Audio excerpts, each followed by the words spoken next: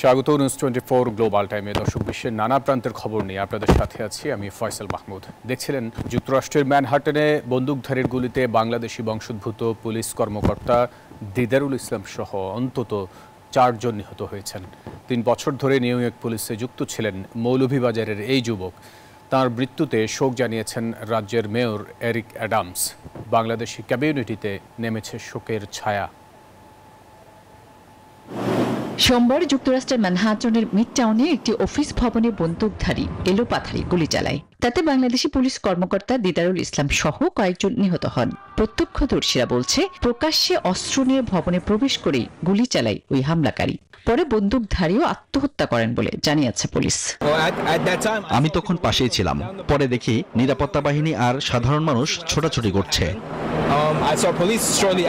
প্রায় 3.5 বছর ধরে নিউ ইয়র্ক পুলিশ বিভাগের সাথে যুক্ত ছিলেন বাংলাদেশি দিদারুল। তার গ্রামের বাড়ি মৌলভীবাজার জেলার কুলাউড়া সদর উপজেলায়। 36 বছর বয়সী দিদারুল নিউ ইয়র্কের ব্রুকসে স্ত্রী ও সন্তান নিয়ে বসবাস করতেন। তার স্ত্রী বর্তমানে 8 মাসের অন্তঃসত্ত্বা বলে জানা গেছে। এই ঘটনায় দুঃখ প্রকাশ করেছে নিউ ইয়র্ক পুলিশ। শোকাচ্ছন্ন বাংলাদেশি কমিউনিটিও। শোক জানিয়ে দিদারকে একজন সত্যিকারের বীর হিসেবে আখ্যা দেন নিউ ইয়র্কের মেয়র এরিক অ্যাডামস।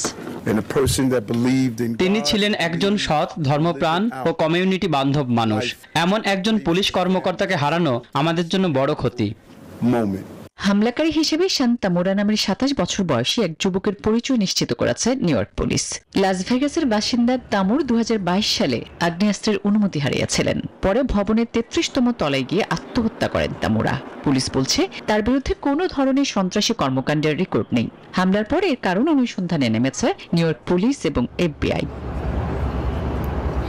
আসমাতুলি, নিউজ 24। ইউক্রেনে রাশিয়ার হামলায় অন্তত 3 জন নিহত হয়েছেন। সামরিক বিমান ঘাঁটি লক্ষ্য করেও ক্ষেপণাস্ত্র হামলা চালিয়েছে রুশ বাহিনী। পাল্টা হামলা চালিয়েছে কিয়েভও।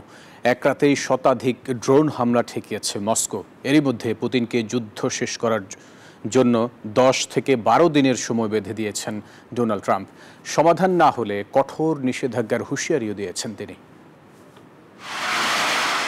ইউক্রেনে হামলা জোরদার করেছে রাশিয়া। রোববার কিয়েভ সহ কয়েকটি স্থানে দফায় দফায় হামলা চালায় রুশ সেনারা। রোববার রাতে পশ্চিম ইউক্রেনের সামরিক বিমান ঘাঁটি লক্ষ্য করেও শত শত ড্রোন নিক্ষেপ করে রুশ বাহিনী।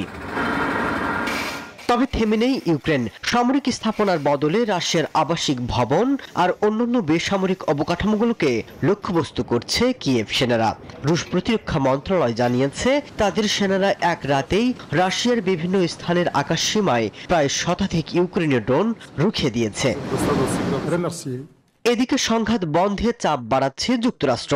রাশিয়াকে ইউক্রেন যুদ্ধ শেষ করতে 10 থেকে 12 দিনের আলটিমেটাম দিয়েছেন ট্রাম্প। বেঁধে দেওয়া এই সময়ের মধ্যে যুদ্ধ শেষ না হলে রাশিয়াকে নতুন করে কঠিন নিষেধাজ্ঞার মুখে পড়তে হবে বলেও হুঁশিয়ারি দিয়েছেন। এদিকে রাশিয়াকে মোকাবেলায় পশ্চিমা সহায়তার আহ্বান জানিয়েছেন জেলেনস্কি। এর মধ্যে নতুন করে ইউক্রেনকে অস্ত্র দিয়ে সহায়তা করতে বেশ কিছু চুক্তিও করেছে ওয়াশিংটন। এমন অবস্থায় ট্রাম্পকে ধন্যবাদ জানিয়েছে কিয়েভ। মাসুদ রানা, নিউজ 24। বর্তমানে গাজা উপত্যকায় চলছে দুর্ভিক্ষের সবচেয়ে ভয়াবহ পরিস্থিতি। এমন সতর্কতা জারি করেছে জাতিসংঘ সমর্থিত খাদ্য নিরাপত্তা সংস্থা IPC। সংস্থাটি জানায়, ক্রমবর্ধমান প্রমাণ বলছে গাজায় ব্যাপক অনাহার, অপুষ্টি ও রোগের কারণে ক্ষুধাজনিত মৃত্যুর হার বাড়ছে। এদিকে গাজায় চলমান দুর্ভিক্ষ ইসরায়েলকে রোধ করতে হবে বলে মন্তব্য করেছেন দেশটির বিরোধী দলীয় নেতা। গাজার জনসংখ্যা প্রায় 21 লাখ, যাদের সবাই চরম খাদ্য নিরাপত্তাহীনতার মধ্যে রয়েছে বলে জানায় জাতিসংঘ সমর্থিত খাদ্য নিরাপত্তা সংস্থা integrated food security face classification. Gaza উপত্যকায় বর্তমানে দুর্ভিক্ষের সবচেয়ে খারাপ পরিস্থিতি চলছে বলে জানায় IPC। স্বাস্থ্য পরিস্থিতি ক্রমাবনতির মধ্যে গাজার গর্ভবতী ও স্তন্যদানকারী মায়েদের 1/3-এরও বেশি তীব্র অপুষ্টিতে ভুগছেন এবং তাদের জরুরি চিকিৎসার প্রয়োজন।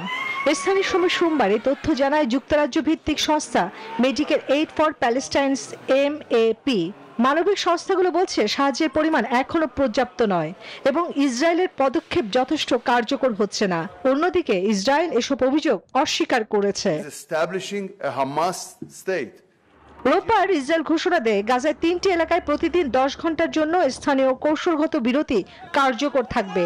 তবে সব সীমান্ত ক্রসিং খুলে দেয়া এবং বিকল্প রুট ব্যবহার করতে দেওয়ার আহ্বান সহায়তা সংস্থাগুলোর। এর মাঝে আবারও শুরু হয়েছে বিদেশি সাহায্যের ড্রপ, যদিও হামাস এমন সহায়তার সমালোচনা করছে। এদিকে ইসরায়েলের বিরোধী নেতা ইয়াইর লাপিদ স্পষ্ট ভাষায় বলেছেন ইসরায়েলকে গাজার দুর্ভিক্ষ রোধ করতে হবে। তিনি সতর্ক করে দিয়ে বলেন, যদি এই অবস্থার আমূল পরিবর্তন না ঘটে ইসরায়েলের বিরুদ্ধে নিষেধাজ্ঞা আসবে এবং এর মূল্য দিতে হবে ইসরায়েলি নাগরিকদের। এদিকে যুক্তরাজ্যের প্রধানমন্ত্রী কিয়ার স্টারমার গাজা পরিস্থিতি নিয়ে জরুরি মন্ত্রিসভার বৈঠক করবেন। তার উপর এখন অবিলম্বে ফিলিস্তিনের রাষ্ট্রকে স্বীকৃতি দেওয়ার চাপ বাড়ছে। চন্দ্রা, নিউজ 24। বাংলাদেশি পণ্যের শুল্ক আরোপ নিয়ে দর কষাকষি করতে আজ মার্কিন প্রশাসনের সঙ্গে বৈঠকে বসছে বাংলাদেশের প্রতিনিধি দল। সোমবার ঢাকা থেকে যুক্তরাষ্ট্রে রওনা দেয় সরকারের উচ্চ পর্যায়ের একটি প্রতিনিধি দল। এ দলে রয়েছেন বাণিজ্য উপদেষ্টা শেখ বশিরউদ্দিন, প্রধান উপদেষ্টার জাতীয় নিরাপত্তা উপদেষ্টা খলিলুর রহমান, বাণিজ্য মন্ত্রণালয়ের সচিব মাহবুবুর রহমান ও অতিরিক্ত সচিব নাজনীন কাউসার চৌধুরী। মঙ্গলবার ও বুধবার ট্রাম্প প্রশাসনের সঙ্গে আলোচনায় বসবেন তারা। এর আগে ট্রাম্প প্রশাসনের সঙ্গে সবশেষ বৈঠক হয় 9 ও 10 জুলাই ওয়াশিংটন ডিসিতে। তবে সেখান থেকে সুনির্দিষ্ট কোনো সিদ্ধান্ত আসেনি।